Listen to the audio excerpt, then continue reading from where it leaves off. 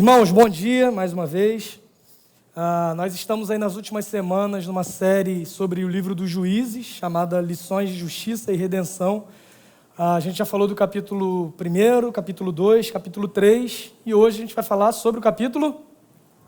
Erraram, 4 e 5. A gente vai utilizar os dois capítulos hoje, embora a gente vá ler apenas o capítulo 4 e já vocês vão entender o motivo. Mas antes eu queria contar uma história para vocês, não sei o quanto dela é verídica, mas quanto dela é verídico, mas dizem que em um jantar formal, um ex-presidente dos Estados Unidos se deparou com um ex-namorado da sua esposa, e ele era garçom nesse evento, e esse ex-presidente foi, em certo sentido, provocar a sua esposa, dizendo: olha, tá vendo onde você chegou por minha causa? Você poderia estar casada com esse garçom e não com o presidente dos Estados Unidos. Ao que ela responde: aí é que você se engana, porque se eu tivesse me casado com ele, ele seria o presidente dos Estados Unidos. É isso, hoje é dia do feminismo. Não, estou brincando, eu não sei o quanto dessa história é verdadeira, mas esse casal ele é bem conhecido. Eu não sei se isso foi um fato, mas essa história roda aí por sites e blogs e páginas. Mas é fato que, embora esse homem tenha sido presidente dos Estados Unidos, um dos homens mais importantes do mundo, ele tem apenas 2/3 dos seguidores que a sua esposa tem no Instagram. E hoje é um dos principais modos de nós medirmos fama e influência em nossos dias. O nome desse homem, Barack, seu sobrenome, Obama. No texto que nós leremos hoje, havia um homem que era muito importante, responsável por comandar todo um exército, mas que na história que a gente vai ler hoje, ele fica em segundo plano, porque uma mulher se tornou mais notável do que ele. O nome desse homem, Barack. Seu sobrenome, não faço ideia, não era Obama. Abra sua Bíblia em Juízes, capítulo 4. Nós vamos ler hoje a história de Barack e duas mulheres muito importantes. Uma delas se chama Débora, a outra se chama Jael. Juízes, capítulo 4, a partir do primeiro verso. A gente vai ler do verso 1 até o verso 24 do livro de Juízes. E eu não sei porque a minha Bíblia está aberta em Jeremias, mas vamos lá, em Juízes, capítulo 4. Eu estou olhando, estou falando, tem alguma coisa estranha, eu não li isso essa semana. Eu não leio a Bíblia toda semana não, tá? Só para avisar os irmãos. Juízes, capítulo 4. A partir do primeiro verso, o texto diz assim: depois da morte de Eude, mais uma vez os israelitas fizeram o que o Senhor reprova. Assim, o Senhor os entregou nas mãos de Jabim, rei de Canaã, que reinava em Azor. O comandante do seu exército era Cícera, que habitava em Arosete-Ragoim. Os israelitas clamaram ao Senhor, porque Jabim, que tinha 900 carros de ferro, os havia oprimido cruelmente durante 20 anos. Débora, uma profetisa, mulher de Lapidote, liderava Israel naquela época. Ela se sentava debaixo da tamareira de Débora, entre Ramá e Betel, nos montes de Efraim, e os israelitas a procuravam para que ela decidisse as suas questões. Débora mandou chamar Baraque, filho de Abinoão, de Quedes, em Naftali, e lhe disse: o Senhor, o Deus de Israel, ordena a você que reúna 10.000 homens de Naftali e Zebulon e vá ao monte Tabor. Ele fará que Cícera, o comandante do exército de Jabim, vá atacá-lo com seus carros de guerra e tropas, junto ao rio Quizon, e os entregará em suas mãos. Baraque disse a ela: se você for comigo, irei, mas se não for, não irei. Respondeu Débora: está bem, irei com você, mas saiba que por causa do seu modo de agir, a honra não será sua, porque o Senhor entregará Cícera nas mãos de uma mulher. Então Débora foi a Quedes com Baraque, onde ele convocou Zebulon e Naftali. 10.000 homens o seguiram e Débora também foi com ele. Ora, o queneu Éber se havia separado dos outros queneus descendentes de Robabe, sogro de Moisés, e tinha armado sua tenda junto ao carvalho de Zaanim, perto de Quedes. Quando disseram a Cícera que Baraque, filho de Abinoão, tinha subido o monte Tabor, Cícera reuniu seus 900 carros de ferro e todos os seus soldados de Arosete e Ragoim ao rio Quizon. E Débora disse também a Baraque: vá, este é o dia em que o Senhor entregou Cícera em suas mãos. O Senhor está indo à sua frente. Então Baraque desceu o monte Tabor, seguido por 10.000 homens. Diante do avanço de Baraque, o Senhor derrotou Cícera e todos os seus carros de guerra e o seu exército ao fio da espada, e Cícera desceu do seu carro e fugiu a pé. Baraque perseguiu os carros de guerra e o exército até Arosete e Ragoim. Todo o exército de Cícera caiu ao fio da espada, não sobrou um só homem. Cícera, porém, fugiu a pé para a tenda de Jael, mulher do queneu Éber, pois havia paz entre Jabim, rei de Azor, e o clã do queneu Éber.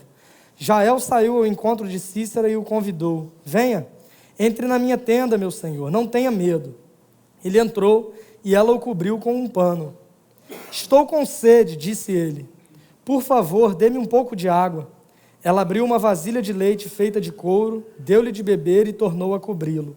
E Cícera disse à mulher: fique à entrada da tenda. Se alguém passar e perguntar se há alguém aqui, responda que não. Entretanto, Jael, mulher de Éber, apanhou uma estaca da tenda e um martelo e aproximou-se silenciosamente enquanto ele, exausto, dormia um sono profundo. E cravou-lhe a estaca na têmpora até penetrar o chão, e ele morreu. Baraque passou à procura de Cícera e Jael saiu ao seu encontro. Venha, disse ela, eu mostrarei a você o homem que você está procurando. E entrando ele na tenda, viu ali caído Cícera, morto, com a estaca atravessada nas têmporas. Naquele dia, Deus subjugou Jabim, o rei cananeu, perante os israelitas, e os israelitas atacaram cada vez mais a Jabim, o rei cananeu, até que eles o destruíram. Vamos orar? Senhor, obrigado pela Tua palavra. Fale conosco por meio do Teu Espírito Santo que habita em nós. Oramos a Ti nesse sentido e oramos no nome de Jesus. Amém. Os capítulos 4 e 5 do livro de Juízes, eles trazem perspectivas diferentes sobre a mesma história, enquanto no capítulo 4 nós vemos a narração dos fatos que aconteceram. No capítulo 5 nós vemos um cântico que é entoado, um cântico composto por Débora, por Baraque, e nesse cântico eles se referem aos mesmos acontecimentos que nós acabamos de ler no capítulo 4. Então, à medida que a gente for caminhando, em alguns momentos eu vou fazer menção a alguns versos do capítulo 5, mas basicamente são duas formas de contar a mesma história. A primeira forma, no capítulo 4, uma narrativa um pouco mais precisa, enquanto no capítulo 5 nós vemos uma forma um pouco mais poética de apresentar a libertação de Deus nesse trecho que nós acabamos de ler. Quando a gente olha para esse texto, nos 3 primeiros versos, o autor bíblico ele vai se dedicar a nos apresentar o contexto dessa libertação. A gente vem falando que o povo ia repetindo os mesmos ciclos e nos 3 primeiros versos nós percebemos mais uma vez esse ciclo se repetindo, porque o texto começa dizendo que depois da morte de Eude, lembram de Eude da semana passada, o canhoto que matou o rei lá, enfiou a faca na barriga dele e tudo mais. Está uma série bem tranquila, por isso que a gente tira as crianças na hora da pregação. Mas a gente tem explicado que o contexto era totalmente distinto. Assista a primeira mensagem dessa série que você vai entender um pouco melhor, caso você tenha dúvidas. Mas o texto começa nos situando, dizendo que depois da morte de Eude, mais uma vez, os israelitas fizeram o que o Senhor reprova. E aí, quando os israelitas fazem o que o Senhor reprova, o Senhor mesmo os entrega nas mãos de um outro rei, que era Jabim, rei de Canaã. E aí fala sobre Cícera, que era o comandante do seu exército, e o texto vai dizer que os israelitas clamaram ao Senhor, porque confiavam no Senhor. Não, eu acho muito interessante que o verso 3 diz: os israelitas clamaram ao Senhor, porque Jabim, que tinha 900 carros de ferro, os havia oprimido cruelmente durante 20 anos. Mais uma vez o ciclo está se repetindo, não vou gastar muito tempo nisso, porque a gente vem falando em todas as pregações, mas eu queria chamar a tua atenção para que mais uma vez você perceba que o texto começa do mesmo modo. Outro ponto interessante é que o autor dessa história, ele situa a história depois de Eude e não depois de Sangar. Não sei se você percebeu isso, mas na semana passada nós falamos sobre Otoniel, Eude e Sangar. A lógica, se fosse seguir uma cronologia, seria que a história de Débora, de Baraque, viesse logo após a história de Sangar, mas ele é situado logo depois de Eude, porque provavelmente eles foram contemporâneos, Sangar e essa história de Baraque com Débora e Jael. Enquanto Sangar lutava contra os filisteus no lado ocidental de Canaã, essa história se passa exatamente dentro de Canaã. Tanto que no capítulo 5, no verso 6, você vai ler o seguinte: nos dias de Sangar, filho de Anate, nos dias de Jael, as estradas estavam desertas, os que viajavam seguiam caminhos tortuosos. Eu não sei se você percebe, mas o autor ele cita os dois personagens e o mesmo contexto. Muito provavelmente eles viveram na mesma época, as histórias aconteceram mais ou menos no mesmo período de tempo, apenas em localizações um pouco distintas. Mas o principal ponto que eu queria que nós pensássemos nesses 3 primeiros versos está no verso 2, que diz que pelo fato dos israelitas terem feito o que o Senhor reprova, assim o Senhor os entregou nas mãos de Jabim, rei de Canaã. Você se lembra que lá no início Deus havia mandado que o povo de Israel expulsasse dali todos os habitantes e eles desobedeceram, eles não fizeram. E aí nós vemos nessa trajetória do povo de Israel no livro dos Juízes, Deus os entregando nas mãos do rei da Mesopotâmia, Deus os entregando nas mãos do rei de Moabe, havendo guerra contra os filisteus, mas agora pela primeira vez o inimigo ele é de dentro. Eles haviam chegado em Canaã, eles não expulsaram todos os cananeus conforme a ordem de Deus, e agora eles são subjugados pelo rei de Canaã.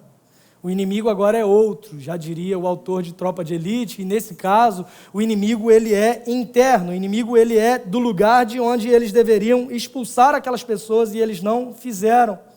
Ele já estava em Canaã, e nós percebemos que o fato de Israel ter sido entregue nas mãos desse homem é uma consequência direta da desobediência do povo à ordem de Deus.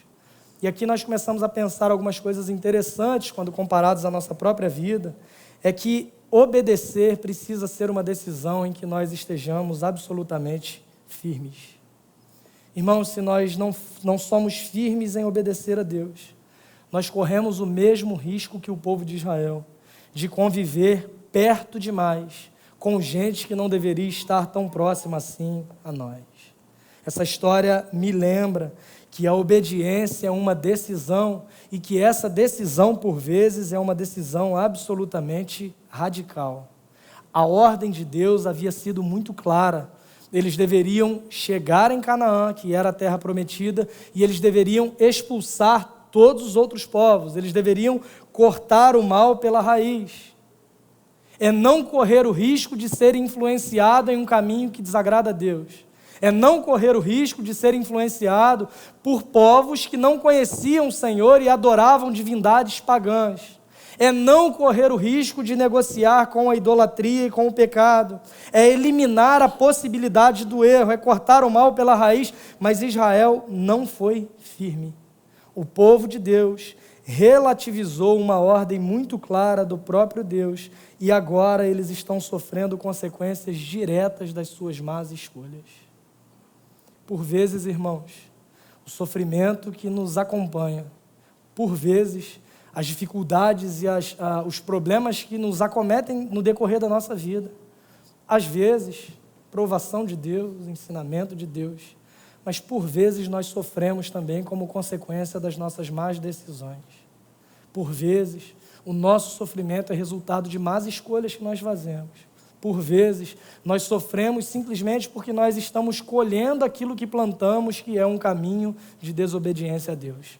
A história do povo de Israel nos mostra isso o tempo todo, e agora de uma forma ainda mais direta do que nos outros casos, porque eles estão sendo subjugados por um rei cananeu, de um lugar que Deus havia dado, prometido a eles por herança, dado a eles, e a única ordem era que eles não convivessem ali com os outros povos, mas eles desobedecem a Deus, relativizam uma ordem clara e direta de Deus, e esse sofrimento que eles estão passando a essa altura, nada mais é do que uma consequência direta dos seus erros, uma consequência direta da decisão que eles tomaram lá atrás, de que eles não obedeceriam a Deus.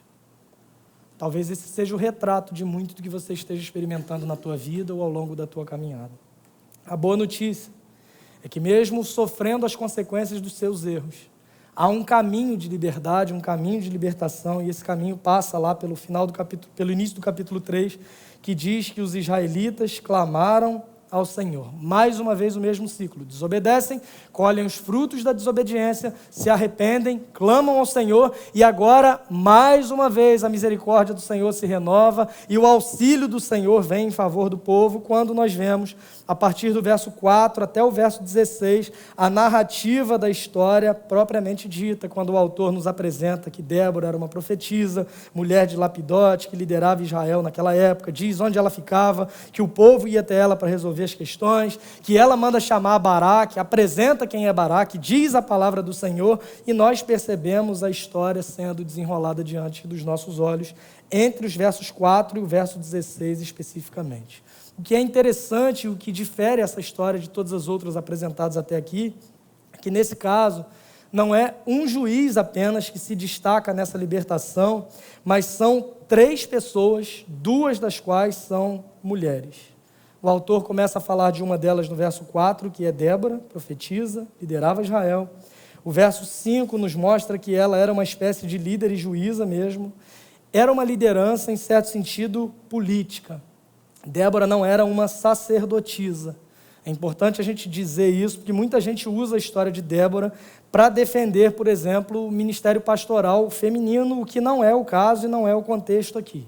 Ela liderava Israel no sentido político. Ela era uma líder secular, a gente poderia dizer assim, e não uma líder no sentido religioso da coisa, mas é fato que ela liderava Israel, que ela profetizava também, e em uma dessas profecias, ela chama esse homem chamado Baraque e fala para ele as palavras de Deus de modo muito claro. Leia comigo os versos 6 e 7. Débora mandou chamar Baraque, filho de Abinoão, de Quedes, em Naftali, e lhe disse: o Senhor, o Deus de Israel, ordena a você que reúna 10.000 homens de Naftali e Zebulon e vá ao monte Tabor. Ele fará que Cícera, o comandante do exército de Jabim, vá atacá-lo com seus carros de guerra e tropas junto ao rio Quizon e os entregará em suas mãos. No verso 8, Baraque diz para ela o que os adolescentes prestes a fazer besteira dizem um para o outro, né? Você tem coragem? Se você for, eu vou. Se você fizer, eu também faço. E essas frases são ditas antes das principais atrocidades já cometidas no universo, são ditas essas frases. Se você for, eu vou também. E aí é o que Baraque vai dizer para ela: se você for comigo, irei. Mas se você não for, não irei. Era bem valente esse Baraque, né? Há 2 modos de enxergar a sua postura aqui. Eu já vi gente defendendo que ele era um homem covarde, medroso, e que por falta de fé, de confiar na palavra do Senhor, ele não foi honrado como sendo um grande libertador. O segundo modo de enxergar a história desse homem é um pouco mais generoso com ele, e é o modo que para mim faz um pouco mais de sentido, porque Débora na sequência vai responder que vai, e ele em seguida faz exatamente o que ela havia dito. Ele convoca os 10.000 homens. Então, não era uma mera justificativa, como se dissesse: se você for, eu vou, sabendo que Débora diria não. Não, muito pelo contrário. Ele faz exatamente o que ela está dizendo, e é muito fácil nós julgarmos Baraque, mas se nós olharmos para esse texto mesmo, nós percebemos o quanto o cenário era assustador para o povo de Israel. O verso 3 vai nos dizer que eles tinham 900 carros de ferro. Ele deveria reunir um exército de 10.000 homens, e 900 carros de ferro seriam capazes de atravessar facilmente todo esse exército que Baraque seria capaz de reunir, mas ele obedeceu. O que eu enxergo nessa frase, quando ele diz para Débora: se você for, eu também vou, é que Baraque confiava na relação que essa mulher tinha com Deus. Ele não tinha as Escrituras como nós temos. Ele não tinha a noção do que Jesus havia feito na cruz, até porque Jesus ainda não havia vindo presencialmente, fisicamente, no sentido corpóreo da coisa àquela altura. Débora era, nesse instante, nesse momento e nesse contexto, uma espécie de representação visível de que o Senhor estaria com eles naquela guerra. O modo como Baraque enxerga Débora não é como uma mulher qualquer, como uma juíza qualquer, mas ele enxerga aquela mulher como a certeza de que o Senhor estaria com eles no meio dessa batalha. A meu ver, Baraque não é um covarde, mas é alguém que sente-se inadequado para exercer uma função tão nobre, mas mesmo sentindo-se inadequado e incapaz, ele decide obedecer. É alguém que diz assim: eu não sei se eu estou pronto, mas eu estou disponível. Eu não vejo facilidade, mas eu vou confiar. E aqui eu penso, irmãos, que qualquer cristão honesto deveria se identificar com Baraque. Eu não tenho condições em mim mesmo para um chamado tão nobre, mas eu estou disposto e eu quero obedecer. Eu acredito que essa segunda forma de enxergar esse homem faça um pouco mais de sentido pelo testemunho das Escrituras, porque em Hebreus, no capítulo 11, o autor, falando lá na galeria dos heróis da fé, ele apresenta Baraque como sendo um exemplo positivo. Então, para mim, Baraque é um bom exemplo nesse sentido. Mas logo em seguida, vem outra profecia de Débora dizendo: por causa do seu modo de agir, a honra não será sua, mas de uma mulher. E aí você diz: está vendo? Era covarde, sim. Por causa da covardia dele, esse homem foi humilhado. Mas você pode enxergar esse texto de um outro modo. Você pode ver nele um homem humilde, que está preocupado menos em ser honrado e está mais preocupado em obedecer. A grande prova disso é que ele segue obedecendo a ordem do Senhor. Do contrário, ele diria também: não vou não. Débora que vá sozinha, porque na hora de lutar, reunir o exército, eu sou bom e eu sirvo.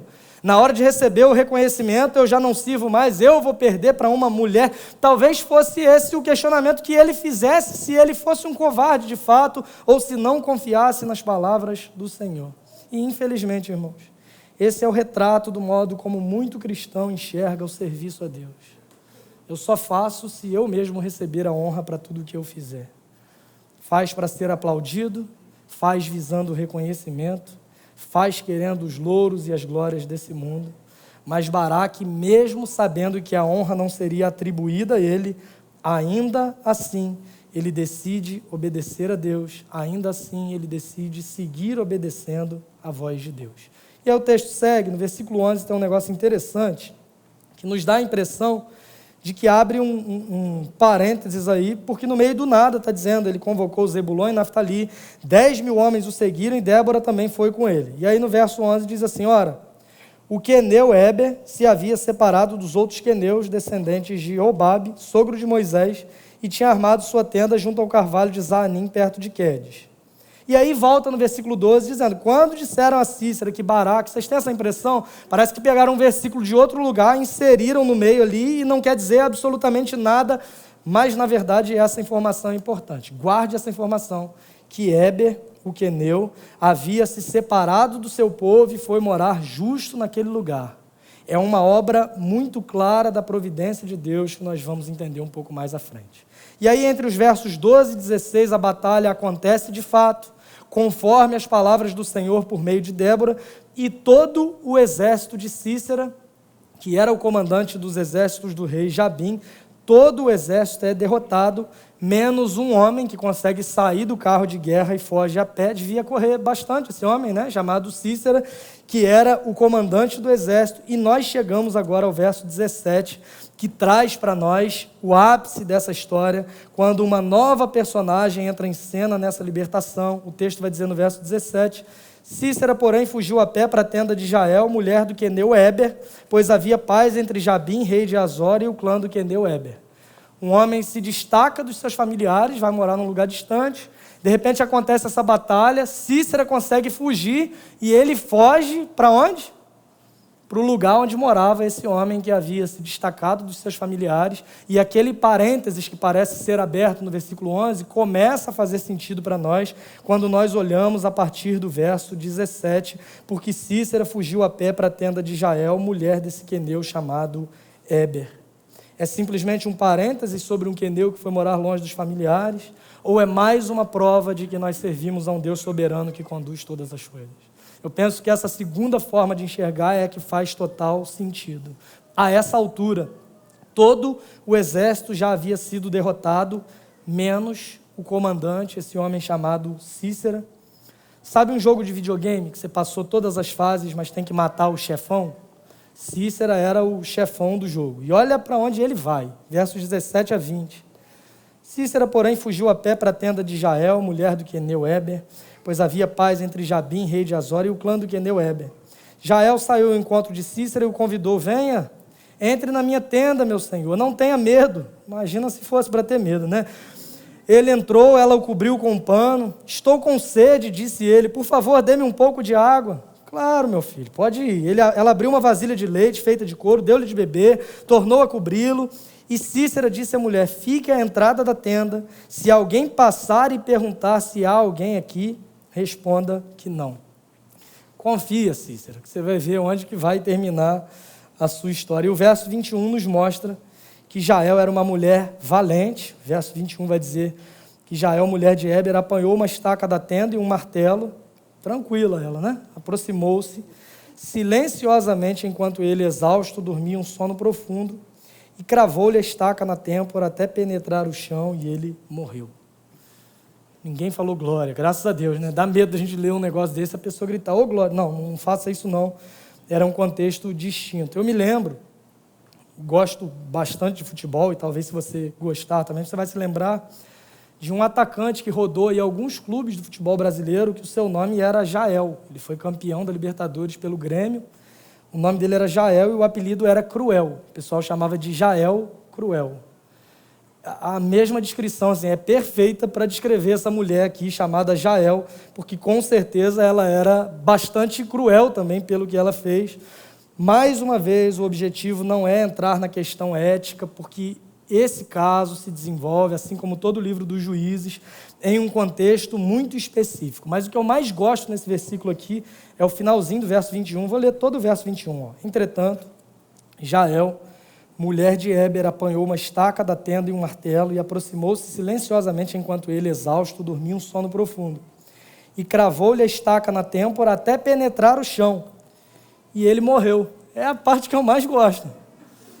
Sério? Que ela cravou uma estaca com um martelo na testa dele até penetrar o chão, mas está escrito que ele morreu. Ainda bem que está escrito isso, né? Talvez não precisasse deixar tão claro para nós que esse homem havia morrido. Mas é interessante que ela bate essa estaca com um martelo, muito provavelmente porque a essa altura o trabalho de armar e desarmar tendas era um trabalho comum para as mulheres. Essa mulher está utilizando um instrumento de trabalho para ser um canal de Deus na libertação do povo de Israel. Assim como Sangar, que era seu contemporâneo, que havia feito exatamente o mesmo usando uma aguilhada de bois. Naquela época, irmãos, e nesse contexto, morrer pelas mãos de uma mulher era algo terrivelmente humilhante. E esse homem chamado Cícera, comandante do exército do rei Jabim, um homem que tinha a seu cargo e à sua disposição algumas tropas e 900 carros de ferro, ele morre por meio das mãos de uma mulher, cumprindo a profecia que Débora havia feito para Baraque alguns versos atrás, como nós conseguimos ler.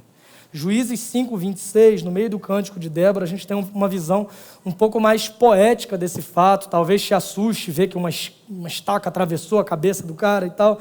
Juízes 5, 26 é um pouco mais poético, diz assim: ela estendeu a mão e apanhou a estaca da tenda e com a mão direita o martelo do trabalhador.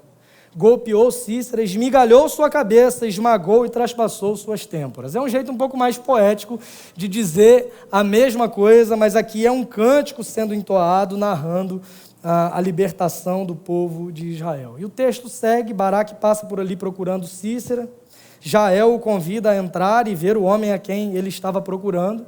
Talvez se Baraque soubesse da história, ele não entraria naquela tenda de jeito nenhum, mas como ele não conhecia, ele simplesmente entrou naquela tenda, ele se depara com aquele homem morto.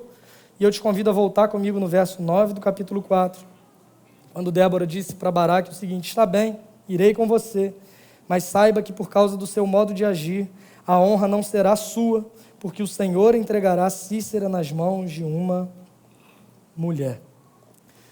No primeiro momento que a gente lê esse verso, a impressão que dá é que seria a própria Débora.